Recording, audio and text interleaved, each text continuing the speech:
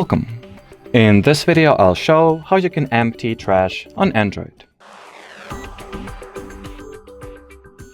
So if you would like to clear your gallery trash, depending on your exact device model, manufacturer, and just the particular smartphone you have, you will be using different gallery apps, of course, since some people use Google Photos and other people prefer using proprietary gallery apps of any given device manufacturer, such as Samsung, Xiaomi, OnePlus, whatever is, or nothing even, since they also just recently released their spin on the gallery application.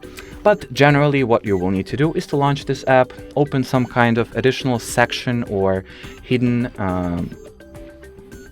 tab with options. In Google Photos you'll just need to find trash and empty it. So let me first erase some pictures, so I will actually have some trash in my trash, pun intended. Now select what items you would like to erase, or actually conveniently at the very bottom you have delete all option. Tap on it and press delete permanently. And I think I've missed the delete all button. Delete permanently, yep, here it is. Now on some phones, or should I rather say using some files managers, you can also clear the file trash bin as well.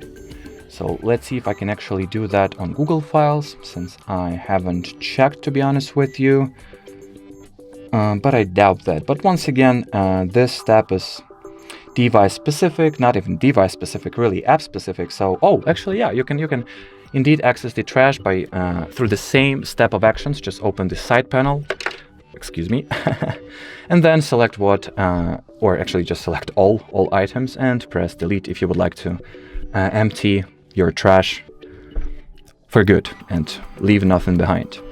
And that's generally how you go about erasing or clearing rather your trash bin on an Android smartphone. So should you have any further questions, leave them in the comment section below. But as for now, thanks for watching and bye bye.